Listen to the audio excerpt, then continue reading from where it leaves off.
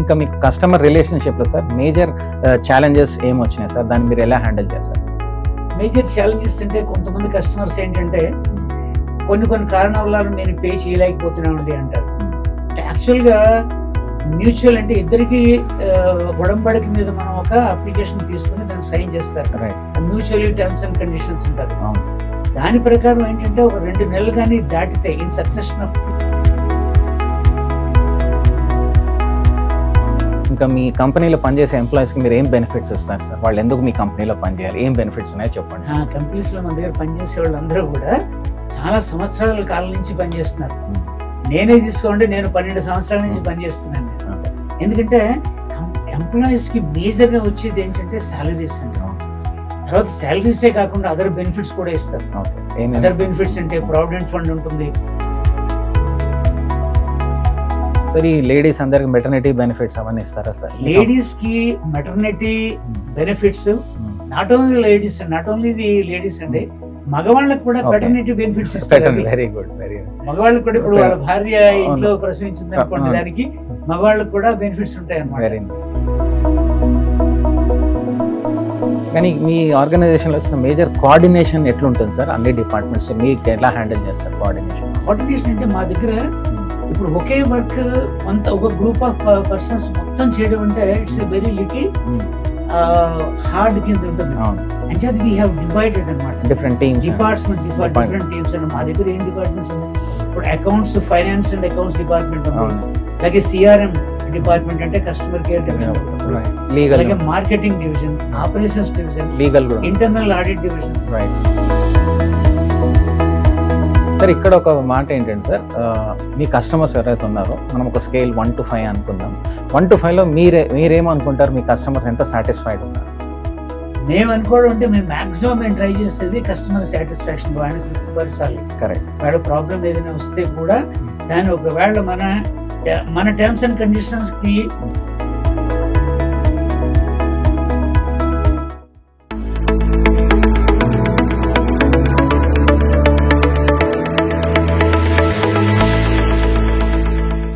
నమస్కారం అండి, భారత్ మాతా కీ జై. ఈరోజు మనం ఇంక్రెడిబుల్ ఇండియా ప్రాజెక్ట్స్ ప్రైవేట్ లిమిటెడ్లో ఉన్నాము. ఈరోజు మనతో పాటు వెంకట్రావు గారు ఉన్నారు, who's the general manager for the incredible India.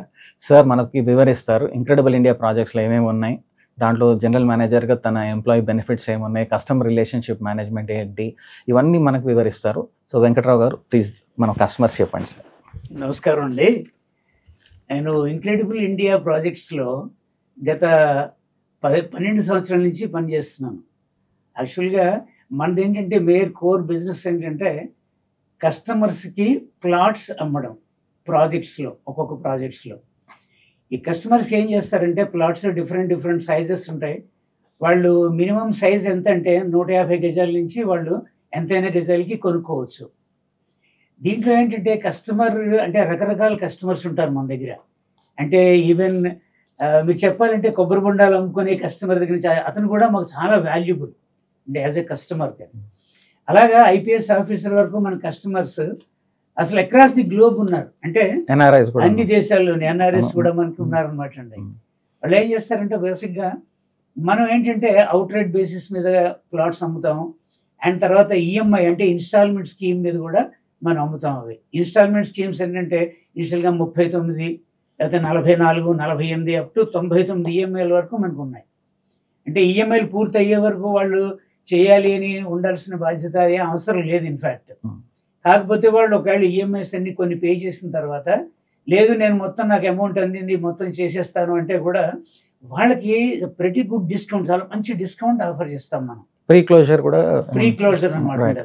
ఆ ప్రీ క్లోజర్ అంటే ముందే క్లోజ్ చేసుకుంటున్నారు కాబట్టి అంటే 99 ఈఎంఐలు మనకి ఇవ్వాల్సిన ఇన్స్టాల్మెంట్లో ఇవ్వాల్సిన అమౌంట్ నాకు 40 నెలల్లోనే ఇచ్చేస్తుంటే అంటే 59 నెలలు ముందుగా ఇస్తున్నారు. సో మరి కస్టమర్కి వాళ్ళకి బెనిఫిట్ ఉండాలి కదా, వాళ్ళకి లాభం ఉండాలి. సో అంచేత ముందే వాళ్ళకి ఆ బెనిఫిట్ చూపించి ఆ తర్వాత కస్టమర్కి ఏదైతే ప్లాట్ ఉన్నారో ఆ ప్లాట్ రిజిస్ట్రేషన్ చేసి వాళ్ళకి డాక్యుమెంట్స్తో సహా అన్నీ ఇస్తాం అనమాట. అంటే దానితో పాటు మనం లింక్ డాక్యుమెంట్స్ కూడా ఇస్తామండి కస్టమర్కి. సేల్ డీడ్తో పాటుగా అంటే ఓనర్షిప్ ఇచ్చి దాంతో పాటుగా లింక్ డాక్యుమెంట్స్ ఉంటాయి. ఆ లింక్ డాక్యుమెంట్స్ అన్ని కూడా మనం టెక్నాలజీ యూజ్ చేసుకుంటామండి ఇక్కడ. అదేం చేస్తామంటే ఒక పెన్ డ్రైవ్లో మొత్తం అంతా కాపీ చేసి వాళ్ళకి ఇస్తాం. దాంతో పాటుగా ఒక అప్రూవల్ లేఅవుట్ కాపీ, మనకి డిటిసిపి అప్రూవల్ లేకుండా మనం రిజిస్ట్రేషన్ చేయాలి. ఇప్పుడు ఏం చేస్తున్నామంటే మనం రెరాలో కూడా మనం రిజిస్ట్రేషన్ కవర్ చేసి, అంటే కస్టమర్కి చాలా ఎక్కువ బెనిఫిట్స్ ఉండేలాగా, ట్రాన్స్పరెంట్ గా ఉండేలాగా ఆ డాక్యుమెంట్స్ కూడా మనం ఇస్తాం అనమాట అండి. అలాగే కస్టమర్స్ కి వాళ్ళకి అమౌంట్స్ పే చేయడానికి ఎలా అమౌంట్స్ పే చేయాలి, ఇక్కడికంటే ఆఫీస్కి వచ్చి పే చేయాలి, మేము ఎంతో దూరం నుంచి రావాలంటే కష్టం కదండి అంటారు. మీకు బ్యాంక్ ట్రాన్స్ఫర్స్ కూడా చేయొచ్చు అండి. బ్యాంక్ ట్రాన్స్ఫర్ ద్వారా మాకు ఇన్స్టాల్మెంట్స్ పే చేయొచ్చు, అంటే కిస్తీలు అంటారు, కిస్తీలు పే చేయొచ్చు. అలాగే మనకి ఈవెన్ వాళ్ళకి ఇచ్చే పాస్బుక్ కూడా ఒకటి ఇస్తా ఉండే, ఒక యూనిక్ నెంబర్ తోటి, ప్రత్యేకంగా ఒక్కొక్క ప్రాజెక్ట్కి ఒక నెంబర్ తోటి ఉండి వాళ్ళకి ఐడి ప్రూఫ్ కింద ఇస్తారు. దాంట్లో ఏం చేస్తామంటే స్కానర్ ఒకటి ప్రింట్ చేసి పెడతామండి. ఆ స్కానర్ ను వాళ్ళు చేసి యూపీఐ ద్వారా కూడా మనకి ట్రాన్స్ఫర్, క్యూఆర్ కోడ్ ఇచ్చేస్తే అయిపోతుంది. క్యూఆర్ కోడ్ చేసి మనకి అమౌంట్ చేసి ఆ అమౌంట్ డీటెయిల్స్ మనకి పంపిస్తారు. వాళ్ళకి ఇమ్మీడియట్ గా వాళ్ళ అకౌంట్ లో క్రెడిట్ చేసిన తర్వాత మీ అకౌంట్ లో చేసామండి అని వాళ్ళు ఎంత బ్యాలెన్స్ ఉందో కూడా మనం తిరిగి ఇన్ఫార్మ్ చేస్తాం అన్నమాట. ఒకవేళ ఈ రెండు కూడా కుదరదు, నేను ఎక్కడో పల్లెటూరులో ఉన్నానండి, నాకు చాలా కష్టంగా ఉంది అంటే, మేము మా దగ్గర కలెక్షన్ ఎగ్జిక్యూటివ్స్ ఉంటారండి, వాళ్ళని పంపిస్తారు. వాళ్ళని రెగ్యులర్ గా వాళ్ళ స్కీమ్ అయ్యే వరకు కూడా ప్రతి నెల వాళ్ళకి ఫోన్ చేసి వాళ్ళ ఇంటికి వాళ్ళ కన్వీనియంట్ టైంలో, అంటే వాళ్ళు కొందరికి టైం కుదరకపోవచ్చు, ఆ టైంలో వాళ్ళ దగ్గరికి వెళ్ళి అక్కడ అమౌంట్ కలెక్ట్ చేసుకుని వాళ్ళకి రిసీట్ వెంటనే ఇస్తారు. వాళ్ళకి రిసీట్ లేకుండా ఎవరికి కూడా ₹1 కూడా పే చేయొద్దని అని చెప్తాం. ఇంకా మీకు కస్టమర్ రిలేషన్షిప్ లో సార్ మేజర్ ఛాలెంజెస్ ఏమొచ్చినాయి సార్, దాన్ని మీరు ఎలా హ్యాండిల్ చేస్తారు? మేజర్ ఛాలెంజెస్ అంటే కొంతమంది కస్టమర్స్ ఏంటంటే కొన్ని కారణాల వల్ల నేను పే చేయలేకపోతున్నామండి అంటారు. అంటే యాక్చువల్గా మ్యూచువల్ అంటే ఇద్దరికి ఒడంబడిక మీద మనం ఒక అప్లికేషన్ తీసుకుని దాన్ని సైన్ చేస్తారు, మ్యూచువల్లీ టర్మ్స్ అండ్ కండిషన్స్ అంటారు. దాని ప్రకారం ఏంటంటే ఒక 2 నెలలు కానీ దాటితే ఇన్ సక్సెషన్ ఆఫ్ 2 months వాళ్ళకి అదే ప్రైస్ లో రాదు, పెనాల్టీస్ అవి ఇంపోజ్ చేస్తారు అని చెప్తారు. కానీ మన కంపెనీ ఏం చేస్తుందంటే దే కెన్ అండర్స్టాండ్, అంటే వాళ్ళు అర్థం చేసుకోగలరు ఎందుకు పే చేయలేదు, ఏ కారణాల వల్ల చేత. సపోజ్ కరోనా వచ్చింది, కరోనా టైంలో మనం దగ్గర 8 నెలలు 10 నెలల వరకు వాళ్ళకి ₹1 కూడా ఎక్స్ట్రా ఛార్జ్ చేయలేదు, మీరు అమౌంట్ పే చేసుకోండి అని చెప్పి యాక్సెప్ట్ చేశారు. బెనిఫిట్ కస్టమర్ కన్వీనియన్స్ ప్రకారం. అలాగే వాళ్ళకి సపోజ్ నేను ఇప్పుడు పే చేసేస్తాను, ఒక 5-6 సంవత్సరాల వరకు అతను రిజిస్ట్రేషన్ చేసుకునే పొజిషన్ ఉండకపోవచ్చు. కరెక్ట్. నాకు రిజిస్ట్రేషన్ ఛార్జెస్ అప్పుడే పే చేసేస్తాడు. ఇంకో బెనిఫిట్ ఏంటంటే రిజిస్ట్రేషన్ ఛార్జెస్ ఒక 5 ఏళ్ల క్రితం ఎంత ఉన్నాయో అప్పుడు అంతే పే చేస్తాడు ఆయన. కానీ రిజిస్ట్రేషన్ చేయించుకోరు, ఇప్పుడు రిజిస్ట్రేషన్ చేయించుకుంటారు వాళ్ళు. ఇప్పుడు ఛార్జెస్ చాలా ఎక్కువ ఉంటాయి, కానీ వాళ్ళు ఆల్రెడీ ఇచ్చేసారు కాబట్టి వాళ్ళ దగ్గర ₹1 కూడా అడిషనల్ గా మనం కలెక్ట్ చేయమండి. ఫైనాన్షియల్ బర్డెన్ ఇవ్వరు కస్టమర్. అదే ప్లాట్ వాళ్ళకి రిజిస్ట్రేషన్ చేసి ఇస్తాం. Very good. సో అంచేత అది కస్టమర్ది సాటిస్ఫాక్షన్ వాళ్ళకి తృప్తి పొందేలా చేస్తాం. ఇంకా మీ కంపెనీలో పనిచేసే ఎంప్లాయీస్ కి మీరు ఏం బెనిఫిట్స్ ఇస్తారు సార్? వాళ్ళు ఎందుకు మీ కంపెనీలో పనిచేయాలి, ఏం బెనిఫిట్స్ ఉన్నాయో చెప్పండి. కంపెనీస్ లో మన దగ్గర పనిచేసే వాళ్ళందరూ కూడా చాలా సంవత్సరాల కాలం నుంచి పనిచేస్తున్నారు. నేనే తీసుకోండి, నేను 12 సంవత్సరాల నుంచి పనిచేస్తున్నాను నేను. ఎందుకంటే ఎంప్లాయీస్ కి మేజర్ గా వచ్చేది ఏంటంటే శాలరీస్ అండి. తర్వాత శాలరీసే కాకుండా అదర్ బెనిఫిట్స్ కూడా ఇస్తారు. అదర్ బెనిఫిట్స్ అంటే ప్రావిడెంట్ ఫండ్ ఉంటుంది. ప్రావిడెంట్ ఫండ్ అంటే వీళ్ళ దాంట్లో నుంచి అమౌంట్ కొంత కట్ చేస్తారు, సేమ్ అమౌంట్ అంతే అమౌంట్ వాళ్ళ అకౌంట్ లో కంపెనీ కంట్రిబ్యూషన్ కూడా చేసి దాంట్లో డిపాజిట్ చేస్తారు. ఈఎస్ఐ కూడా ఇస్తారు. ఎంప్లాయీ స్టేట్ ఇన్సూరెన్స్ అండి. ఇన్సూరెన్స్ అంటే వాళ్ళకి ఎంత మేజర్ వచ్చినా సరే ఆ ఇన్సూరెన్స్ లో కవర్ అవుతుంది. సో దట్ వాళ్ళకి నష్టం కలగకుండా వాళ్ళని చూసేలా చేస్తారు. ఆ ఈఎస్ఐ కవర్ అంటే కొంత లిమిట్ వరకు ఈఎస్ఐ కవర్ అవుతుందండి వాళ్ళకి. ఆ కవర్ కాని వాళ్ళకి ఏం చేస్తారంటే మెడికల్ ఇన్సూరెన్స్ ఇస్తారు, సెపరేట్ గా మెడికల్ ఇన్సూరెన్స్ ఇస్తారు. సార్ ఈ లేడీస్ అందరికి మెటర్నిటీ బెనిఫిట్స్ అవన్నీ ఇస్తారా సార్? లేడీస్ కి maternity benefits, not only the ladies అండి, మగవాళ్ళకి కూడా పెటర్నిటీ బెనిఫిట్స్ ఇస్తారు. Very good, very good. మగవాళ్ళకి కూడా ఇప్పుడు వాళ్ళ భార్య ఇంట్లో ప్రసవించింది అనుకోండి, దానికి మగవాళ్ళకి కూడా బెనిఫిట్స్ ఉంటాయి అన్నమాట. ఇవి కాకుండా ఏం చేస్తారంటే సంవత్సరానికి ఒకసారి మాకు ప్లెజర్ ట్రిప్ అని ఉంటుంది. సో అందరు ఎంప్లాయీస్ కూడా irrespective of cadre and all, అంటే అందరూ సో వెళ్ళి ఒక్కొక్క ప్లేసెస్ తీసుకెళ్తూ ఉంటారు. ఇతర మా డైరెక్టర్స్ కూడా దాంట్లో ఇన్వాల్వ్ అవుతారండి. సరదాగా ఇప్పుడు చిన్న ఫన్నీ గేమ్స్ అవి ఆడింగ్ చేస్తుంటే ఒక హ్యాపీనెస్ ఉంటుంది, డాన్సెస్ చేస్తుంటారు, చిన్న పాటలు పాడతారు. మధ్యలో వచ్చి మా ఎండి గారు కూడా డాన్స్ చేస్తారు. ఇది అంచేత వాళ్ళు ఏంటంటే ఎండి గారికి వేరే- మిగతా డైరెక్టర్స్ కి ఎంప్లాయీస్ కి కూడా ఏం తేడా లేకుండా గ్యాప్స్ ఉండవండి. వెరీ నైస్, అంటే మోర్ కన్సర్న్ కింద ఉంటుంది అనమాట. Very good, so that is a great thing. Right. తర్వాత ఇంకొకటి ఏంటంటే ఎంప్లాయీస్ దాన్ని వాళ్ళ సీనియారిటీని బట్టి ప్రతి సంవత్సరం కూడా ఫారెన్ టూర్ కూడా తీసుకెళ్తారు. ఓకే, మంచిది. టోటల్ ఎక్స్పెన్స్ మొత్తం అంతా ఖర్చు కంపెనీ భరిస్తుందండి. Okay, very nice. So these are the. తర్వాత ఇంకొకటి ఏంటంటే బోనస్ కూడా 22-23% ఇస్తుందండి. అచ్చా, అంటే సంవత్సరం అలాగే ఇంక్రిమెంట్స్ కూడా. ఇంక్రిమెంట్స్ ఇప్పుడు ఇంక్రిమెంట్స్ ప్రతి సంవత్సరం అందరికీ ఉంటాయి. అందరికి ఉంటాయి. 2 సార్లు ఇస్తారు. అచ్చా, వెరీ 2 నైస్. సార్లు ఇంక్రిమెంట్స్ ఇస్తారు. Okay, very nice. తర్వాత ఇంకోటి ఏంటంటే ఇవన్నీ కాకుండా ఇంకోటి కార్పొరేట్ కల్చర్ అండి. అవునండి, వర్కింగ్ కల్చర్.